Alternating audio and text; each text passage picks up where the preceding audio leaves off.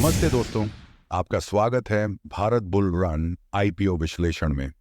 क्या आप भारत के सबसे प्रत्याशित आईपीओ में से एक के बारे में जानने के लिए तैयार हैं? आज हम बात करने जा रहे हैं भारत के सबसे बड़े आईपीओ में से एक, स्विगी। हम देखेंगे स्विगी का business model and revenue streams, financial performance, valuation, risks and challenges, ताकि आप ये तय कर सकें कि स्विगी के आईपीओ में निवेश करना आपके लिए सही है या नहीं। तो चलिए शुरू करते हैं। One dot business model and revenue streams. Swiggy Bharat का सबसे बड़ा फूड डिलीवरी प्लेटफॉर्म है। स्विगी रेस्टोरेंट्स, डिलीवरी पार्टनर्स और ग्राहकों को जोड़ता है और उन्हें फूड डिलीवरी की सुविधा देता है। स्विगी सिर्फ फूड डिलीवरी ही नहीं, बल्कि इंस्टामार्ट जैसे सर्विसेज के जरिए ग्रॉसरी डिलीवरी और स्विगी जीनी के जरिए पर्सनल डिलीवरी सर्विस भी ऑफर करता है। स्विगी 4 मुख्य स्रोतों से पैसे कमाता है। कमीशन इन रेस्टोरेंट्स। स्विगी रेस्टोरेंट्स से हर ऑर्डर पर कमीशन लेता है, जो इसका मुख्य राजस्व स्रोत है। Delivery charge from customer. ग्राहक ऑर्डर के लिए डिलीवरी फीस देते हैं, जो दूरी और डिमांड के आधार पर तय होती है।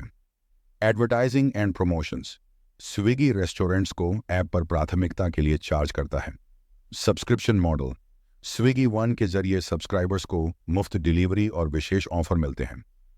यह विविध राजस्व मॉडल स्विगी को स्थिरता देता है और किसी एक स्रोत पर निर्भरता को कम करता है। 2. Financial performance.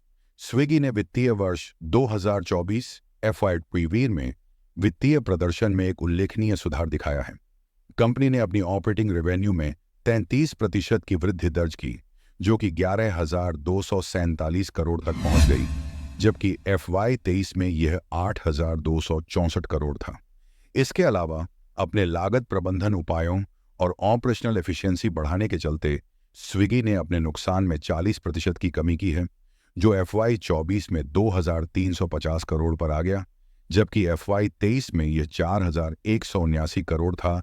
स्विगी के फूड डिलीवरी व्यवसाय ने 17% की वृद्धि दिखाई और कुल 6,100 करोड़ का राजस्व प्राप्त किया, जबकि इंस्टामार्ट, जो स्विगी का क्विक कॉमर्स वर्टिकल है, ने 1,100 करोड़ का सकल राजस्व अर्जित किया।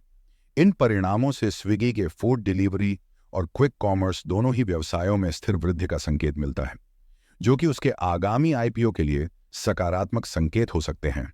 हालांकि इन सभी आंकड़ों के बावजूद स्विगी अभी भी लाभप्रदता हासिल नहीं कर सका है और जोमेटो के मुकाबले इसके क्विक कॉमर्स बिजनेस में थोड़ी गिरावट है, क्योंकि जोमेटो ने FY24 में कुल 12,114 करोड़ का राजस्व दर्ज किया था और लाभ भी अर्जित किया था। इस प्रदर्शन के आधार पर स्विगी के निवेशक कंपनी के दीर्घकालिक विकास और मुनाफे की ओर ध्यान केंद्रित कर सकते हैं, खासकर उसके आईपीओ के लिए, जो 3,750 करोड़ के नए इक्विटी शेयरों और 6,664 करोड़ के सेल ऑफर के लिए प्रस्तावित है। 3. वैल्यूएशन। स्विगी का आईपीओ रुपये 371 से 390 प्रति शेयर की प्राइस रेंज में तय किया गया है, जिससे इसका पोस्ट आईपीओ वैल्यूएशन लगभग 11.3 बिलियन 7,83,298,000 करोड़ है। इससे पहले स्विगी का वैल्यूएशन 15 बिलियन तक था, लेकिन बाजार की अस्थिरता और निवेशकों की प्रतिक्रियाओं के कारण इसे कम किया गया। इस वैल्यूएशन के अनुसार स्विगी का price to sales PS ratio लगभग 8 के आसपास है, जो इसके अनुमानित 2024 के राजस्व 11,247 करोड़ पर आधारित है। इसका मतलब यह है कि निवेशक हर एक रेवेन्यू पर 8 खर्च कर रहे हैं। स्विगी के फूड डिलीवरी और इंस्टामार्ट जैसी सेवाओं के विस्तार के चलते निवेशक इसे भविष्य में संभावित विकास का क्षेत्र मान रहे हैं। यह वैल्यूएशन स्विगी के उन निवेशकों के लिए आकर्षक हो सकता है जो इसकी लंबी अवधि की ग्रोथ और बाजार में प्रतिस्पर्धा के बावजूद इसका समर्थन कर रहे हैं। 4. Risks and challenges. जैसा कि हर निवेश में होता है, स्विगी के साथ भी कुछ जोखिम जुड़े हुए हैं। High competition. स्विगी को जोमेटो और ब्लिंकिट जैसी कंपनियों से कड़ी प्रतिस्पर्धा मिल रही है, जिससे मार्जिन पर दबाव पड़ सकता है। Profitability concerns. स्विगी के उच्च ऑपरेशनल खर्चे हैं, जिससे मुनाफे तक पहुंचने में समय लग सकता है। Regulatory risks.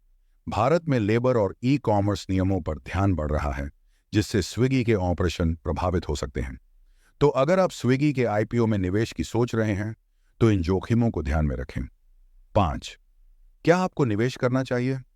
स्विगी के आईपीओ में निवेश इसके तेजी से बढ़ते फूड और क्विक कॉमर्स बाजार में एक अवसर हो सकता है, लेकिन हाई वैल्यूएशन और अभी तक प्रॉफिट की कमी इसे जोखिमपूर्ण बना सकती है। स्विगी की विकास रणनीति और लाभप्रदता पर ध्यान देने वाले लॉन्ग टर्म के निवेशक इसे देख सकते हैं, जबकि सुरक्षित निवेश के इच्छुक लोग प्रतीक्षा कर सकते हैं। देखने के लिए धन्यवाद। अगर आपको यह आईपीओ एनालिसिस पसंद आया हो तो लाइक और सब्सक्राइब करना ना भूलें। हमें कमेंट्स में बताएं, क्या आप स्विगी के आईपीओ को लेकर उत्साहित हैं? क्या आप इसमें निवेश करने की योजना बना रहे हैं? और किन अन्य आईपीओस पर आप हमारे विचार जानना चाहते हैं? मिलते हैं अगले वीडियो में।